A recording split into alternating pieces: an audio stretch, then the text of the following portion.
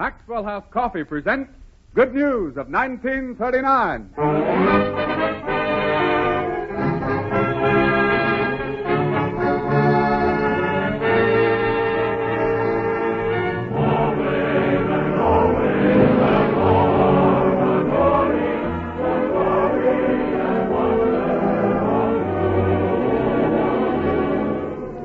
Makers of Maxwell House Coffee welcome you to another hour of star-studded entertainment from the Metro-Goldwyn-Mayer studios in Hollywood. Among those present are guests of honor, lovely Rosalind Russell, star of The Citadel. And of course, Stanley Bryce and Hanley Stafford, Robert Young, Frank Morgan, Tony Martin, and Meredith Wilson, who gets our show underway with one of his grade A arrangements of that grand rhythm number, Bojangles of Harlem.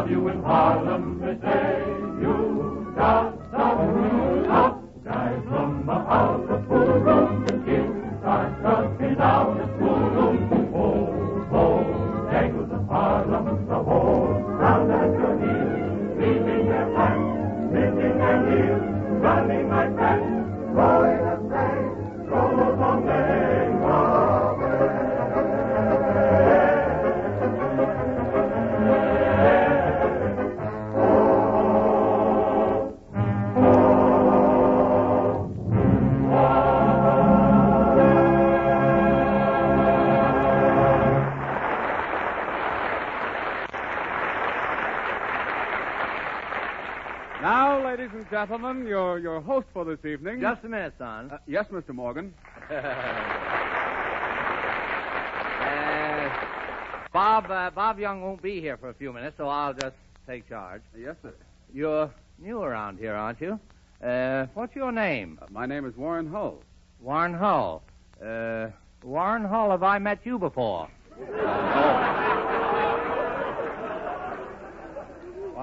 Mr. Morgan, I joined the program last week. Well, you seem a likely boy, Hull. But you want to watch your step around here so you don't get it wrong with the right people. You know who's boss of this program, don't you? Yes, sir. Well, that's fine.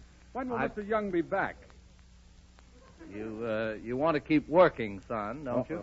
Oh, you bet I do, Mr. Morgan. In fact, I have a list of suggestions here to improve the program. Oh, well, if there's one thing we don't want on this program, it's suggestiveness. Absolutely. Yeah. But I don't think you understood me, Mr. Morgan. Entirely unnecessary, Hull. The important thing is for you to understand me. And from now on, I want you to call me... Calling you Mr. Morgan, Mr. Morgan. One at a time. Now, here's what I want you to do. In the first place, I want you to laugh, heartily and frequently, like Don Wilson on the Jack Benny program. Oh, can we get him? Get who? Jack Benny. I can see I'll have to get along without your cooperation. Here, just read this notice, exactly as it's written. Yes, sir.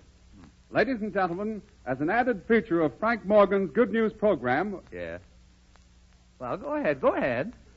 Professor Morgan will be very happy to answer questions on any topic whatsoever during the program. Yes. Just telephone or telegraph Mr. Morgan at Maxwell House. Yes, pleasure. And here is your host for this evening, Robert Young.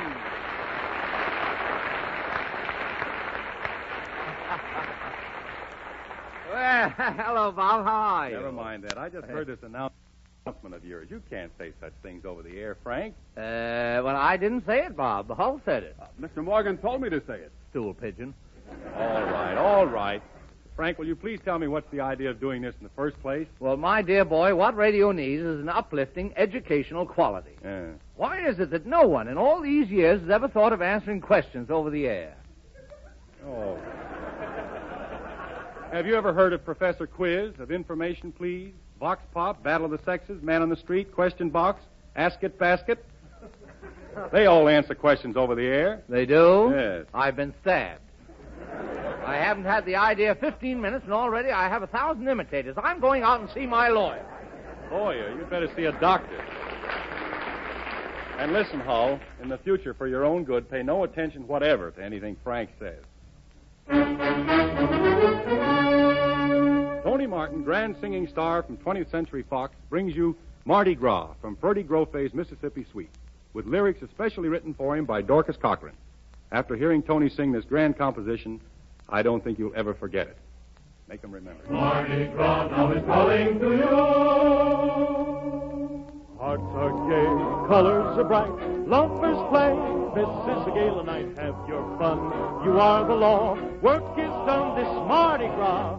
Come on, you laugh, tonight is the night. Come on, you girls, come into the light. Come on, you clowns with faces of white. Turn your cartwheels. This is the night for young and for old. See a boy all alone in the crowd. Clumsy boy, so all alone, finding joy and fun he has never known. Heart and mind, view all the scenes. Here he'll find the girl of his dreams. There before him, high on a throne, reigning queen of love all his own, floating in dew, dreams coming true. Hear him singing. Dear one, at last you are here, in bowers of roses, your beauty reposes. Look through the faces and see me. I'm standing before you. You'll know I adore you. Some night when I long to hold you. In my aching arms will be just this sweet memory. Stop crowding, let me through. I can't see her, she's gone. Please let me through. I must see her again, just once. Help me find her. Help me find my love. She was here a moment ago. Now she's gone. Where are you? Love is calling. Hear his mournful cry. People, banners, brutal manners, lifty, loving, confetti shoving, a break in the crowd. Drops from a cloud, and there in the street, he stops at her feet, singing, Dear one, this love can't be long. This love can't be long. Fate wants us parted. My love is just started. So drift on, but when you are gone, dear, I'll have this memory.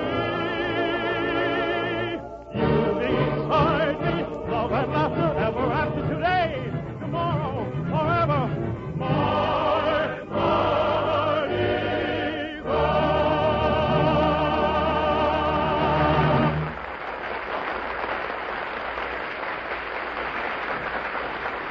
I don't think it's necessary for me to tell you that that was beautiful.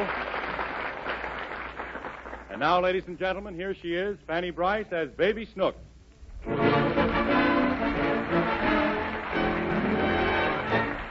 Tonight, Daddy, played by Hanley Stafford, is going to appear in the annual play at his lodge.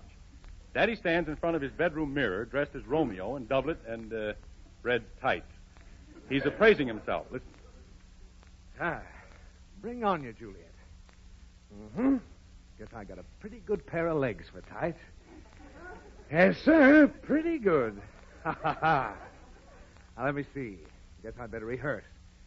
He jested scars that never felt a wound, but soft. What light through yonder window breaks? 'Tis the east, and Juliet is the sun. Arise, fair sun, and... Oh, Daddy. Oh, Snooks. What you doing? I'm going out. I have to act in a play at the lodge. Ain't you going to get dressed? I am dressed. The way I'm going to act. In your long underwear? No, these are tights. I'm wearing a costume. Why? Because everybody in the play has to wear a costume. Like this. All right. Daddy, What is it? what you got on your face? Oh, nothing at all. It looks red. Well, I put on a little makeup. Why? Oh, to make me look more handsome. Then why don't it? Oh, what's the matter? Don't I look all right? Uh-huh. You sure, Snooks? I think you look very pretty, Daddy. Well, run along, Snooks. I have to rehearse. All right. He jested scars that never felt a wound, but soft. What? Daddy, What is it? who are you talking to? Oh, nobody. That is, I'm talking to Juliet, but she's not here. You feel all right, Daddy? I feel fine. Now go to bed. I want to watch. Now listen. The play goes on in half an hour. I've got to rehearse my part and get over to the lodge. Why? Because 600 people have bought tickets to see me act. Are you going to act Yes. in front of all the people? Yes. In your long underwear? Yes. No! I told you these were tight. They look loose, Daddy. They do not. They fit me like a glove. What are you talking about? Are they really loose? Uh-huh. Are you sure? Uh-huh. Where? I don't know. Oh, stop that nonsense. Now go on to bed. I haven't got a minute to waste. All right. But soft. What light through yonder window breaks? It's Mommy taking a bath. Oh, keep quiet. I told you to go to bed. I'll be quiet, Daddy. 'Tis the east, and Juliet is the sun. Arise, fair sun, and kill the envious moon, who is already sick and pale with grief. Well, what are you laughing at? 'Cause it's funny. Oh, it's funny, eh? The yeah. greatest tragedy that ever happened. 2 whole families ruined. 5 people killed, and all on account of one girl. Well, now what's the matter? I didn't do it. Oh, leave me alone. I have to go on soon, and I don't know my part. Why? Because you won't let me rehearse. I ain't doing nothing. Well, leave me alone. All right. But soft. But soft. What light is on the... Daddy. Oh, to think I wanted twins. What is it now? I'm sleepy. Oh, really? Mm-hmm. Oh, that's a good girl. Now, come on, darling, and then hop right into bed. Daddy'll tuck you in. All right. There. Now, good night. Sweet dreams. Good night, Daddy. Good night. Daddy. Oh, yes? Tell me a story. I haven't got any time. Go to sleep. All right, I'll tell you a story. Now, listen. Solomon Grundy, born on Monday, died on Saturday, buried on Sunday. That was the end of Solomon Grundy. Good night. Well, what's the matter? It was too quick. Well, I'm in a hurry. Why? I told you I have to get to the lodge. I've got to act in a play. What play? Romeo and Juliet. What's it about, Daddy? Oh, look.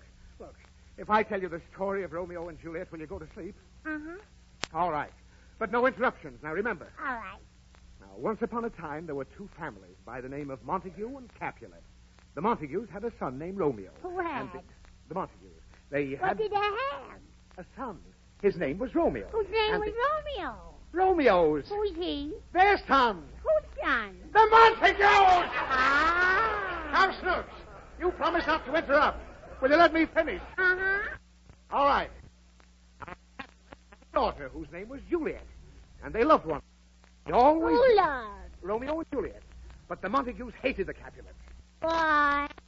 Now, how do I know why? Romeo and Juliet get married. So his best friend... Who's best friend? Romeo's. His name was Mercutio. And he... Romeo's name was Mercutio? No, he was his friend. Whose friend? Romeo's! Ah. Mercutio was very rich and influential.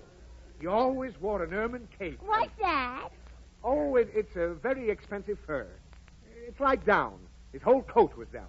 Were his pants down, too? Now, Mr. Stokes, I'm not going to waste another second with you. I'm leaving, you hear me? I'm leaving. Now, goodbye. No. Oh, what's the matter with you? Nothing, Daddy. Well, aren't you going to call me back? No, Daddy. You mean you... Oh. Mommy, Daddy fainted.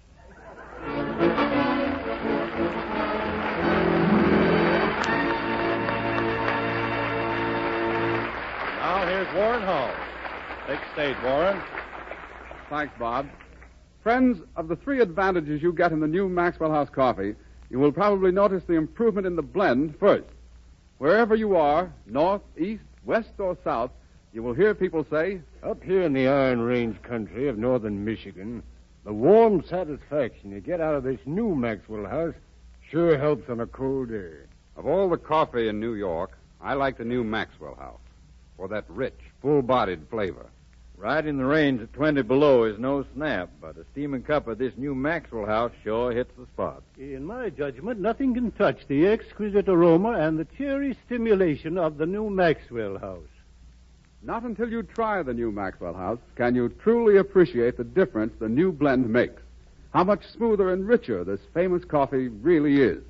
We say that knowing millions thought Joel Cheek's original secret Maxwell House blend the finest ever.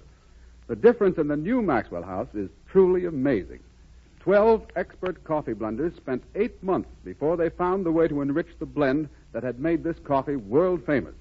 Then, too, another big advantage is that you get no bitter coffee due to parching, no weak coffee due to under-roasting. For the remarkable radiant roast process roasts each bean evenly all the way through, evenly inside and out. So you get more of the true flavor of these superb coffees. So if you want clear coffee, coffee that is really fresher, smoother, and richer, with a wealth of cheery stimulation in every cup, won't you try the new Maxwell House? It comes in the same blue super vacuum can you've always known. Ask your grocer for a pound at today's low prices. This is the time to make friends with Maxwell House.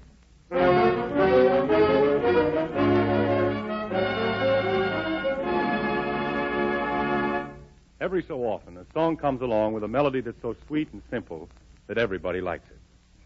Meredith brings you one of them tonight. A new song written by Vaughn DeLeith, Charles, and Nick Kenny, popular columnists of the New York Daily Mirror. It's A Lonely Trail. Standing at the crossroads, don't know where to travel. Roads of rock and gravel don't lead me anywhere. Just the smoothest highway somehow isn't my way, and nobody seems to care. It's a lonely trail when you're traveling all alone. It's a lonely trail when you're just a rolling stone. With a lonely star to guide you, and a lonely heart inside you, like a ship without a port to call your own. It's a lonely trail when you haven't got a friend, and the road before you never seems to end. But I wouldn't mind life's trouble if I could only travel alone.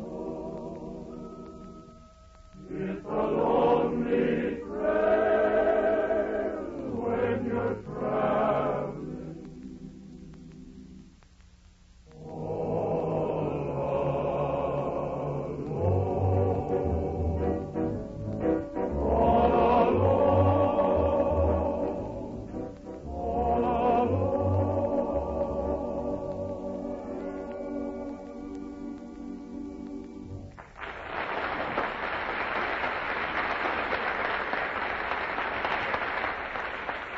Congratulations, Nick Kenny. A lovely number. And now, ladies and gentlemen, we continue with the balance No, of our... I don't want to fight. It's absurd to settle anything with fisticuffs. This whole orchestra is nothing but a gang of aborigines. What's the matter now, Frank? Well, there's a chap in Wilson's band. I don't know what instrument he plays, but he's got a face like a tuba. That's the tuba player. What about it? Well, I was sitting in the studio next door all by myself meditating. It's vacant, you know. And all of a sudden, this chap's wife, a comely, well-constructed girl, in a disturbing sort of a way. Frank, won't you ever learn? Bob, I had nothing to do with it. This girl came into the studio and accidentally sat down in my lap. Accidentally. Yeah. 400 empty seats in there, and she sits in your lap. Well, it could happen to anybody. This was before her husband turned on the lights. Oh, Bob, jealousy is a terrible thing. The green-eyed monster has broken up many a happy home. Oh, sure. Would you believe it, Bob? That poor deluded tubist, he imagined that I was holding his wife's hand. Well, weren't you? How else could I tell her fortune? Well, of course, if I'd had my Hindu crystal ball with me, I'd have known her husband was coming. Hindu crystal ball. I'm the only white man who ever plumbed all the secrets of Hindu mysticism. When I was in India, the Brahmins chose me to initiate into the yogi philosophy, to lead to the heights of nirvana. Believe me, it was with real humility that Frank, Frank. Stop making like a Hindu or I'll throw you out the window. He can do it, I guess I can. Allah Akbar ben Hassan Ali, young man with teeth like walnuts and nose like the cabbage plant, thou hast the wisdom of the stables, the gall of the groom. Kismet, I have spoken. You have spoken. Yes. Who are you trying to fool with all this Hindu stuff, Mr. Morgan? Mahatma Morgan, sir. The Raja of Rajput, the sepoy of Singapore, and the whack of Sarawak. To every caste in India, I am known as the greatest faker of them all. You got the same title in America. Thank you. Frank, I don't want to get personal, but what were you doing in India? Well, I was sent to the mother of all countries by the Society for Investigation of Psychic Phenomena, the London Psychological Society, and the Psychic Union of France to fraternize among the Indian mystics. What did they want you to find out? Who's going to win the Rose Bowl game? That doesn't fit here, but it's timely. What I really went there for, Bob, was to find out the secrets of Indian hypnotism. Oh, you're a hypnotist, too, huh? Oh, the best. Well, can you do it here? I could if I had a weak-minded subject. Well, what are you looking at me for? Meredith, have you ever been hypnotized? No. Oh, that's fine. Bob, would you mind turning down the lights a bit? Yes. Well, thank you. Now, Meredith, come close to me. Yes, Frank. Gaze into my eyes. I am your master. Gaze into my eyes. Gaze into my eyes. Gee, your eyes are pretty, Frank. Silence! I command, you obey. I am the master, you are the slave. You are sleepy. Your senses are becoming numb. You are sleepy. Shall I act like I'm sleepy now, Frank? Silence! Gaze into my hypnotic eyes. You will do exactly as I command. You are sleepy. Your lids are heavy. Your muscles are relaxing. Say to yourself, I am very sleepy. I cannot stay awake. I must sleep. I am sleepy. What time is it, Bob? Nice hypnotizing, Morgan. I didn't feel anything. Oh, go away. Bob, I'm going home. I don't feel psychic today. Frank, come here. What? Come here. This is one time you're going to prove your words or eat them. You better do a big hunk of Indian magic or I'll expose you to the world. Bob, any time but now. Someday I'll be glad to show you the famous Calcutta hat trick, but today... Do the hat trick. No, don't be silly. Where will I get a hat? Do the hat trick. The hat trick. Yeah. You mean the hat trick? Yeah. Yes. Well, I'll need a little... Oh, he's going to do it. From the audience here. Wait a minute. If there's any gentleman in the audience who would do me the favor of stepping on the stage here because I can't perform, How about you, sir? Oh, now, wait a minute, Frank. No. What are you doing? Frank! Will you please come up here? Please That's don't right. come up. Step He doesn't right know up what he's here. talking There's about. a Don't stairway pay right on attention. the right. Thank you, sir. Ladies and gentlemen, Right. before anything happens, That's I'd like to go on record that neither Maxwell House nor MGM will be responsible for anything Mr. Morgan's about to do. Stand right over here. That's all. Just keep quiet. Bob. Oh, Morgan. How do you do?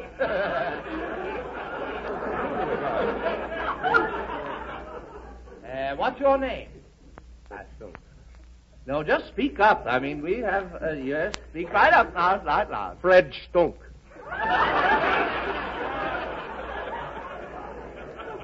Fred Stunk.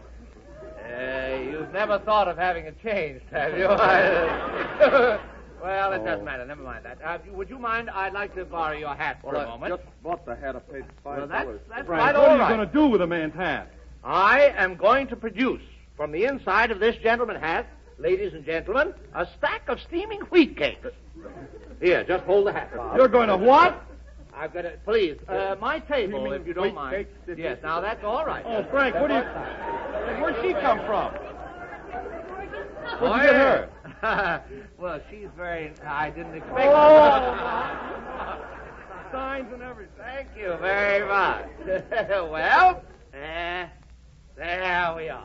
Oh, look what he's got on the table. Eggs, Yeah. flour, sugar. Please. Syrup. You don't put syrup. Could I have my hat, please? And now it's quite all right. Holy... I'm going to return you your hat in the perfect condition that it was received. Oh, I'm afraid Now, to look. in the first place, What's we the- take 2 eggs. Oh! They got more on me than you have in the hat. You can't... What are you putting the milk in there for? A little flour.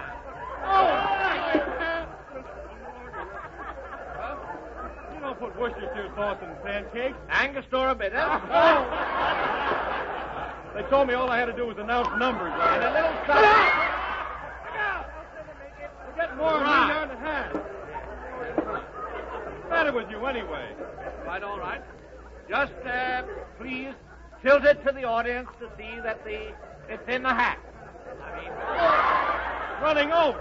you spilled half a wheat cake. Yeah. Yeah. Well, now. Never Oh, mind, Frank. never mind. Frank, come here. What? Have you ever done this trick before? The one with the no. It's quite all right. I told you and I promise you, sir, I am going to produce from this hat a stack of steaming wheat cakes, and I will return it to you in the perfect condition that it was received. Yes. Here. Now, we place a nice linen napkin over the hat. There. Now, sir, would you mind just breathing 3 times on the hat? Don't breathe too hard or I'll fall down. That's 1. That's 2. Now 1 good hard one. That's it. Splendid. Ranfo, tanfo, hocus, pocus. Wheat cake!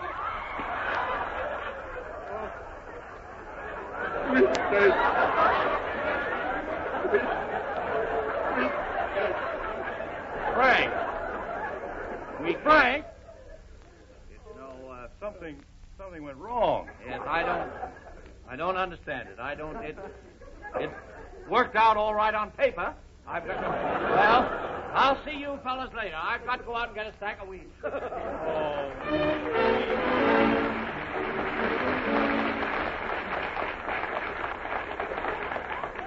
Well, Mr. Stunk, I'm awfully sorry about this. I don't know quite what to say, but, well, here's your hat. Thank you. Thank you, sir. I appreciate you much. coming up. I didn't know he was going to put it on. There it is. Play. Do something.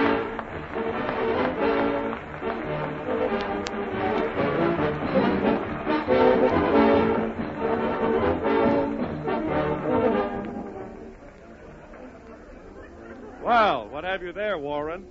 Well, Bob, I've got here a jingle written by a loyal Maxwell House fan. Her name is Miss Margaret Davis of 164 South Harrison Street, East Orange, New Jersey. Well, let's hear it. Oh, here it is. And it's swell. No air can get in, no flavor get out. That is a story worth shouting about. Maxwell House coffee is my favorite brand. And you will agree it tastes simply grand. Well, that is swell, Warren. I wish we had a lot more like them. I do too, Bob. And if our friends want to send any in, we'd sure like to have them.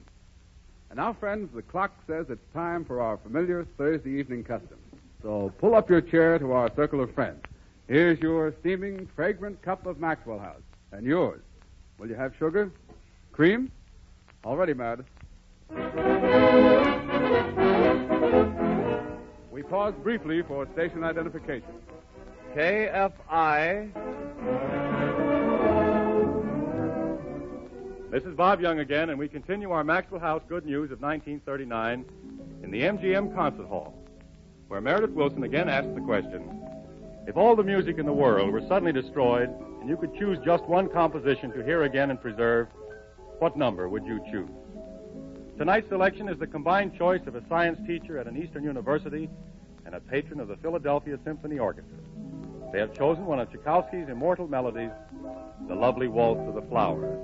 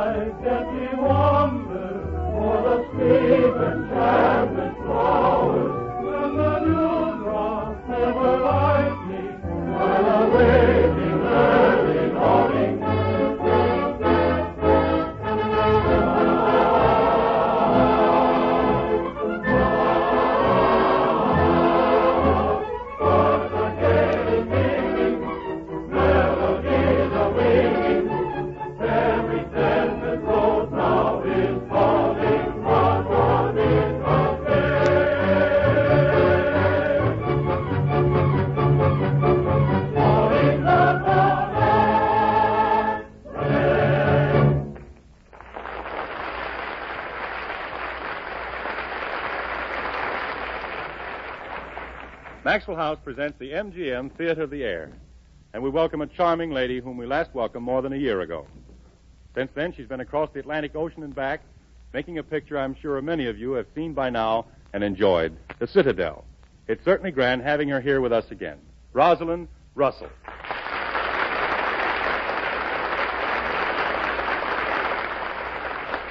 Our presentation tonight is one of the most celebrated stage successes ever to appear on the legitimate stage. Edgar Selwyn, MGM's producer-director, has selected Bayard B.A.'s famous drama, Within the Law, which Mr. Selwyn himself produced and directed in its initial and successful run on the Broadway stage. Within the Law.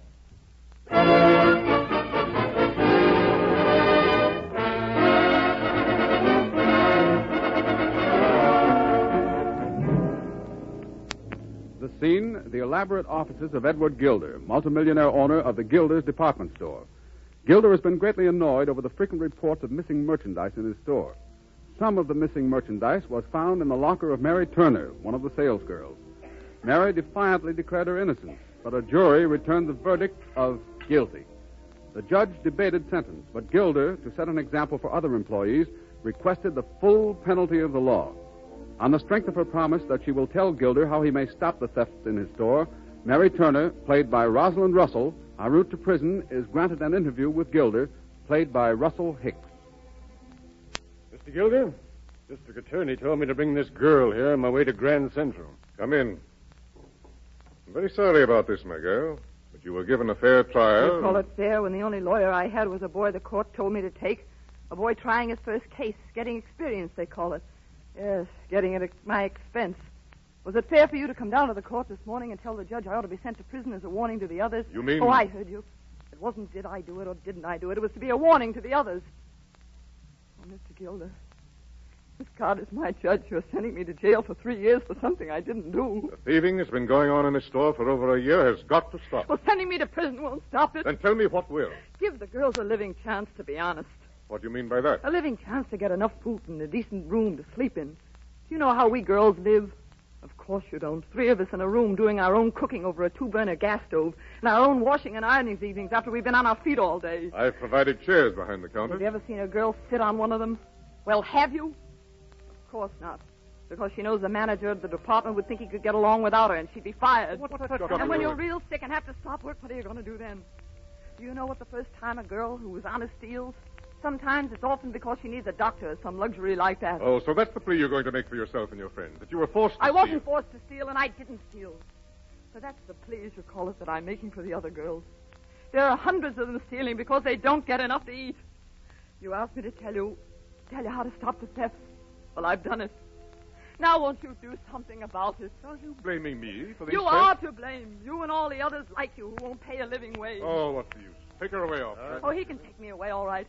But there won't be a day or an hour that I won't remember that it was your word that sent me to prison. And you're going to pay for that. You're going to pay me for the 5 years I've starved making money for you. You're going to pay me for everything I'm losing today. You're going to pay for this. You're going to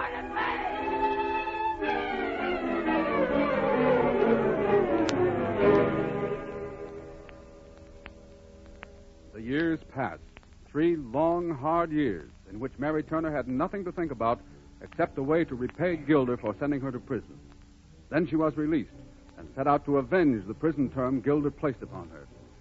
Money came easily for Mary, for she hired an unscrupulous lawyer to show her the way to swindle and yet stay within the law.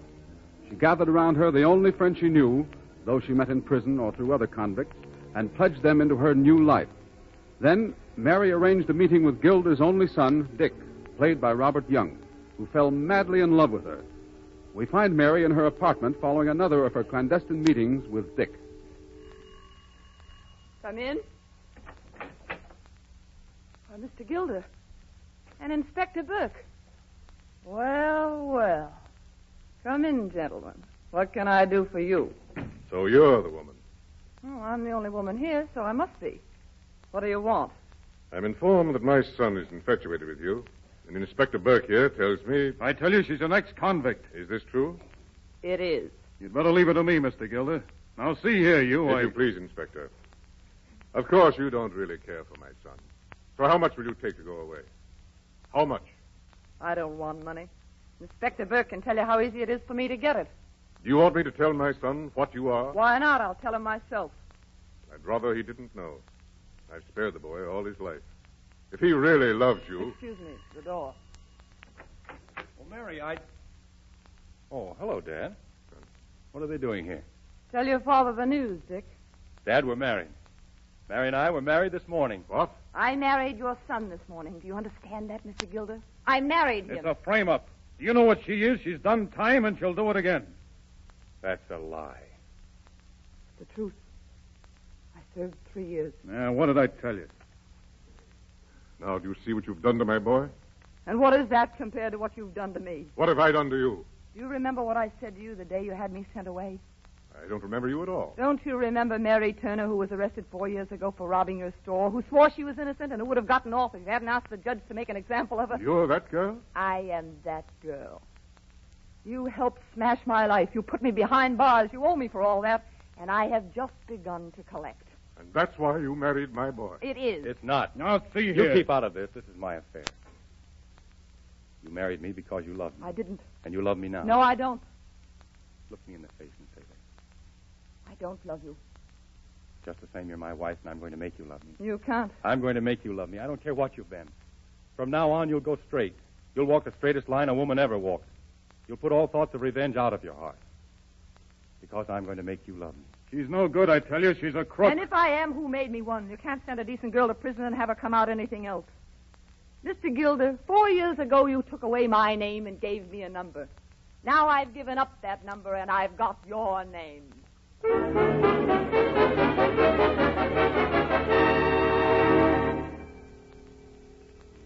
Inspector Burke tries every way to pin something on Mary, but she is always within the law. Burke, played by Donald Douglas, finally decides to frame her and Joe Garson, an ex-convict who has been a partner with Mary in many of her schemes. He sends a stool pigeon named Griggs to Mary and Garson with a scheme to rob the Gilder home of a fortune's worth of tapestry. But Mary refuses. However, when Mary is gone, Garson agrees to go in on the job. Inspector Burke waits until the night of the robbery, then has Mary informed that Garson is in on it, knowing that she will rush to the Gilder home to try and stop the robbery, and Burke will have her trapped. The scene, Gilder's library. Griggs and Joe Garson, played by Bernard Nadell, and a couple of thugs have quietly entered and are about to get to work when Mary enters. Mary, you shouldn't have come. Fool, this is burglary. How can I protect you if you're caught? Kid, we're here now and we're going to stay. Joe, for my sake. I can't go till we've got what we're after. But there are reasons why I can't have you rob this house. Now let's get away. Please, please, Joe, for goodness sake. I'm going to see this thing through. Joe. It's settled. We'll all get away in a minute and you'll come with us. Red, you get to that door. If anyone comes in, get him in. Get him quick. Don't give him a chance to cry out. Okay. Now, let's get to work. Listen to me, Joe. If you do this, I'm through with you. I quit. If this goes through, we'll all quit. That's why I'm doing it. Come on now, boys. Push that table against the wall there so I can stand on it. No, Joe. No, Joe. I hear something. It's coming this way. Turn out the lights. I got him. Dick. Good Lord. What are you doing here? You don't understand. I understand this. Whether you ever did before or not, this time you have broken the law. You're in my hands now. These men as well. And unless you do as I say, I'll jail every one of them. You men, give me a few moments with Mary to state my case. Whether I win or lose, you go free. And I forget everything that's happened here tonight. Tell them I can be trusted. I know that. You must listen. Your very safety depends on me. Suppose I call for help. You'd only call once. Well, maybe once would be enough. Okay. Red, you go into that hall. Don't take any chances with a whistle. Come in and tell us if you hear anything. If we're rushed and have to make a quick getaway, see that Mary has the first chance. Right. And make it quick, remember? Oh, Mary, can't you see you're throwing away everything that makes life worthwhile? Why didn't you protect yourself? Why didn't you go to Chicago as you'd planned? Planned? With whom? With Inspector Burke. Burke told you I planned to go to Chicago? Yes. When? Less than an hour ago. Where? In this room. What was Burke doing here? Talking to my father. Joe, turn up those lights. I want to see the face of every man in this room. Dick, how much are those tapestries worth? Oh, $200 or $300. Why? Never mind that. How long have you had them? Ever since I can remember. Then they're not the famous masterpieces your father bought? Well, I should say not. Come here, Griggs. He's lying to you. They're worth $500,000. You stool pigeon. You did this for Burke. Oh, no, I swear I didn't. You came to me yesterday with this plan from him. Oh, I swear I didn't. It's a frame-up. Well, what of it? I'll get you for this. Drop that whistle. Give me that gun. Somebody's opening the front door. Street's empty. We've got to jump for it. Come on, Mary. She can't make it. But if she's caught... She won't be. If she is, I'll get you, so look out. Come on, boys. Mary. Mary. I'd never seen a man killed before. He was standing right there a moment ago, and now he's... Hands up, all of you. Why, hello, Burke. What are you doing in his house at this time of night? Why is she here? Why shouldn't I be here? I'm his wife. Again, I ask you, what are you doing here? I had business here with your father. Where is he? In bed, I suppose. What's that? Cassidy! Cassidy! Stay right where you are, both of you. Yeah, what is it, Chief? They've got Griggs. Got Griggs? So now it's murder, eh? Where's the gun? Hand it over. Search him. Yes, sir. Here it is. Well, what's this? What's happened? Dad. Cassidy, you and Thompson take them both downtown. Not her. You don't want her. It's all wrong. No, don't talk, Dick. Don't talk. What did you expect? Either you killed Griggs or she did. Did she kill him? Good Lord, no. Then it's you. It isn't. It isn't. Now, one of you killed him. Did she do it? I told you no. Did he kill him? I'm talking to you, Mary Turner. Did he kill him? Yes. Mary. So that's your revenge. I don't want revenge. But they'll try my boy for murder. Oh, no, they won't. They can't. What's the reason we can't? Because you can't convict him. Can't, eh? There's the body. The gun was found on him, and you just said he killed him. Quite true. But that man was a burglar, and he shot him in defense of his home.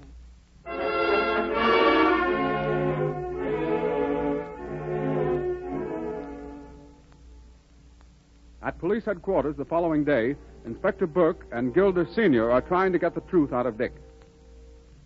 If you shot Griggs in mistake for a burglar, why did you try to hide the fact? Why did you pretend that you and your wife were alone in the room? Why didn't you call for help, for the police, as any honest man would have done under the circumstances? Dick, we're trying to save you. If you won't speak for your own sake, do it for mine. I'm sorry, Dad. But I can't. All right. I'm going to give him the time to think things over. Perhaps he'll understand the importance of what we've been saying.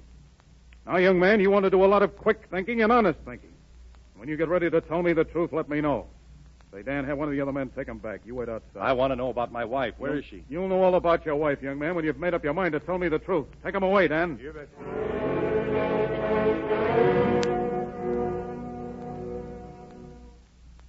Well, Inspector? Yeah, sit down, Mary. I want to talk to you. Now, I'm going to be your friend. Are you? Sure. Give up the truth about young Gilder. I know he shot Griggs, but I'm not taking any stock in the burglar story, and no court would either. What was back of the killing? Was he jealous of Griggs? He was always a worthless young cub. A rotten trick like this would be just about his gait. Why did he shoot Griggs? He didn't. And why did you say he did? That's all I'm going to tell you. But I'll fight you today and tomorrow and to the end of my life for Dick Gilder. Then who did shoot Griggs? We got every one of that gang, all except Garson, and we'll have him before the day's over. They're sure to squeal, so you'd better beat them to it and tell me the truth. If you do, I'll give you every chance in the world. Ha! I mean it, Mary. I'm on the dead level with you. Tell me the truth. Who shot Eddie Griggs? That's for you to find out. Hey, Chief, we've got Garson. Fine, bring him in. Now, Mary, you're going to hear something. Sit down, Garson, and listen. What's she doing here? She's under arrest. Charged with the murder of Eddie Griggs. That's a lie. I did it. No, Joe, no, don't talk. Please don't talk. Joe has talked. But he did it to protect me. Dan, send Williams here to take Garson's confession. He's not going to confess. No use, my girl. I told you I'd get you. I'm going to try you and Garson and the whole gang for murder. Every one of you. Gilder will go to the house of detention as a witness. Come on, Joe. If I come through, will you let her go? We'll spend every dollar we can raise. Now, it's no use. He said he did it. Now that we're sure he's our man, he hasn't got a chance in the world. Well, how about her and young Gilder? Do they go clear? We'll get the best lawyers in the country. We'll save you, Joe. We'll You save you. can't, Mary. They've got it on me. My time's come, and I can save you a lot of trouble. He's right. We've got him cold. What's the use of dragging you two into it? They go clear? They ain't even called as witnesses? Is it a deal? You're on. Then here goes. Joe. Mary, there's no other way. I'm going through with it. My name's Joe Garson. Alias? Alias nothing. Garson's my moniker. I shot English Eddie Griggs because he was a skunk and a stool pigeon, and he got just what was coming to him. Anything else? No, nothing. I croaked him, and I'm glad I done it. He was a skunk, and that's all true, so help me. That's all, Williams.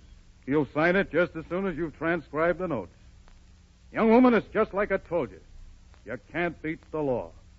Garson thought he could, and now... That's right, Mary. You can't beat the law. And say, you want to cut out that worrying about me. I ain't worrying.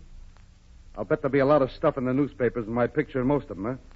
Hey, Inspector, if the reporters want any pictures of me, could I have some new ones taken? The one you got of me in the gallery is over 10 years old. I grown a mustache since then. Could I have some new ones? Sure you can, Joe. I'll send you right up to the gallery now. Thanks. Well, so long, Mary. Joe. That's all right. That's all right. Gilder will look after you. Gee, I'd like to see you two have a couple of kids playing around the house. Take good care of her, won't you, Burke? Well, so long.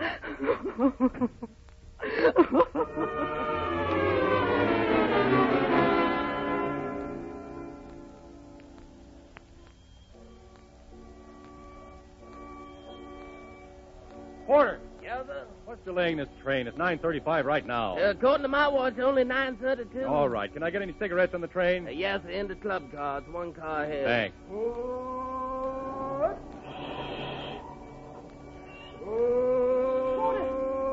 drawer 108, please. Yeah, right here, ma'am. Watch your step, ma'am. Drawing room A. Yeah, it's right here, the first drawing room. Come in. Mary, You're running away.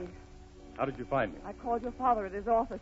Well, the train will be moving in a minute. You'd better get off. I'm staying right here. You can't. Why not? We're married, aren't we? Well, I'm going to Chicago to get a divorce. So am I, unless you get off this train right now. Oh, but Mary, what else can I do?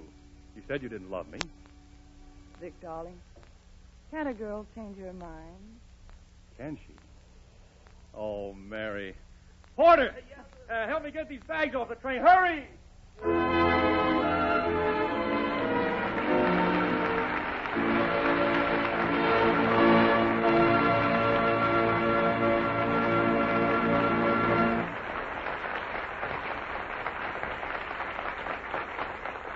Tony Martin returns to treat you to a musical preview.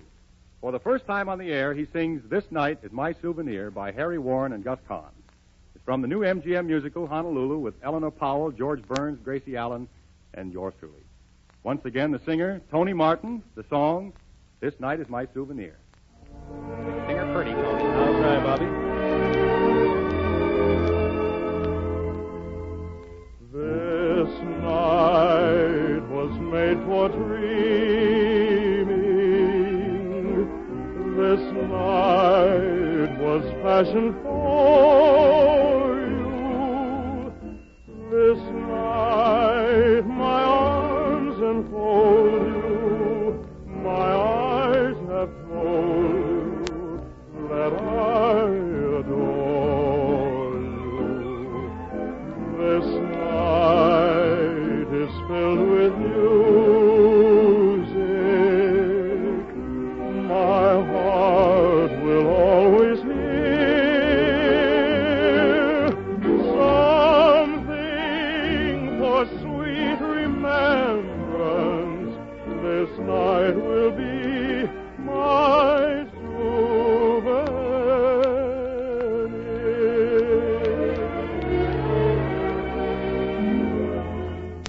There may be nights again as fair as this that I'll remember when I fondly reminisce. Though there be other nights in years to be, this is the only night, the night of nights for me. This wonderful night was made for my dreaming of you. This wonderful night was fashioned for roses and you. This night my arms enfold you. My eyes have told you that I adore. Keep on adoring you. This night is filled with music. My heart will always hear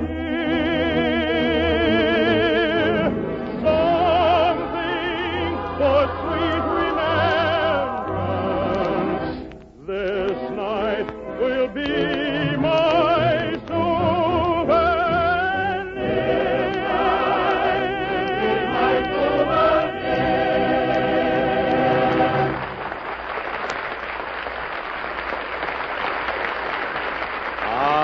Lovely, Tony. And now a word from Warren Hull.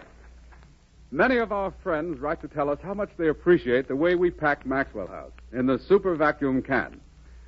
Here is an unusually interesting letter on that subject from Mr. R.A. French, who writes from Panama City, Florida. As agent for the Dutch steamship Palembang, loading here in Florida for South Africa, I was asked on board one day by the master to have a cup of coffee. I remarked that I had been in a number of foreign countries myself, but that in my opinion the best coffee in the world was served in the USA. To my surprise, the captain said, "I agree with you. And although I will proceed from South Africa to Java and will not reach my home port of Amsterdam until March of next year, I purchased in New York to take home to my wife 48 pounds of Maxwell House coffee, as I find it the best I've ever used." Thank you, Mr. French, for that interesting letter. And friends, just stop to think a moment. Those 48 pounds of Maxwell House, purchased in New York, will be just as fresh 5 months later in Amsterdam, Holland, as the hour they left the roasting ovens. You see, the new Maxwell House is taken fresh and fragrant from the roasting ovens and packed in the super vacuum can from which all air is first removed. Then that can is sealed under vacuum.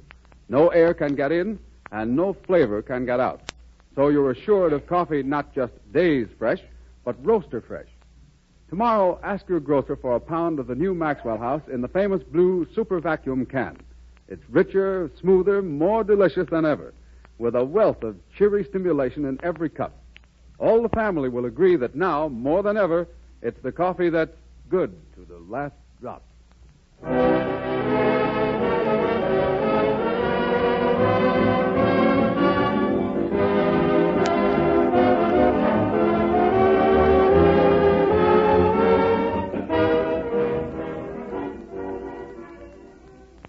Now, by way of a parting thought for the day, our entire Good News cast joins Frank Morgan in the optimistic reflection, there's a sunny side to every situation.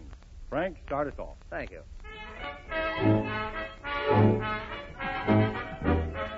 Long ago, one fine day, some philosopher was heard to say, there's a sunny side to every situation.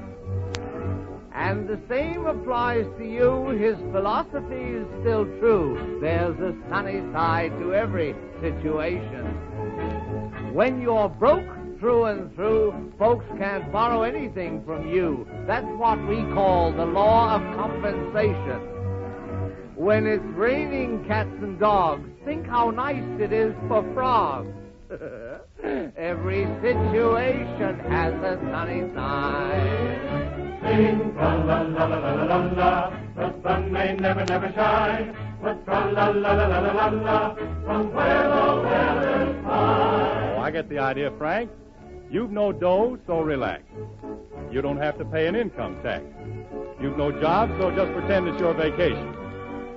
Though some eggs are dark outside, they look different when they're fried. Every situation has a sunny side. Meredith, what do you do when things go wrong? Well, I'll tell you, Bob. I just strike up with a song. You know, there's nothing like a little syncopation. Pretty. And if I should miss my cue, I'll just smile and say, pray do. Every situation has a sunny side. Sing tra-la-la-la-la-la-la, the world is better than it looks. So tra-la-la-la-la-la-la. It's your turn, Baby Snooks. When I'm left home all alone, I can play with the telephone. And I call up all of Mommy's poor relations.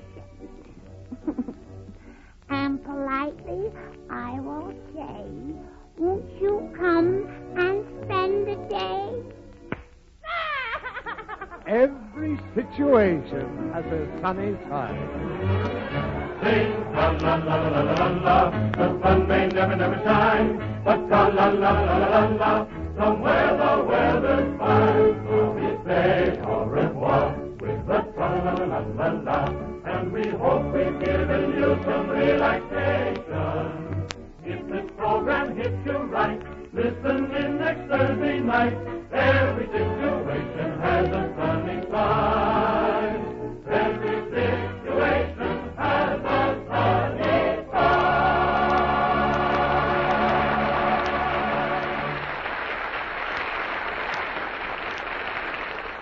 Next week, ladies and gentlemen, on our Good News Maxwell House show, we bring you a full hour of gaiety, charm, and music filled with the holiday spirit.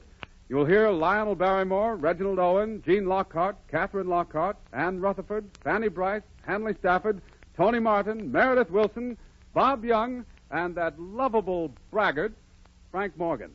I object. Quiet, wheat cakes. Nicely said, Warren. Ladies and gentlemen, one of the highlights of next week's program will be a special radioization of Charles Dickens' immortal Christmas Carol. It will be presented by the same cast who appear in the new MGM picture of the same name. You will reawaken old memories as once again you laugh with cheerful Mr. Cratchit, cry with poor little Tiny Tim, and hate and then love old Ebenezer Scrooge and all the others. And by the way, if you're wondering why you didn't hear if men went Christmas shopping as women do on tonight's program, here's the lowdown. The boys are waiting for a big pre-Christmas sale to get some real bargains. But you'll hear it for sure next Thursday night. It's truly a show you won't want to miss, so please join us. In the meantime, go to the movies and take the family with you. This is Bob Young saying good night. Thank you.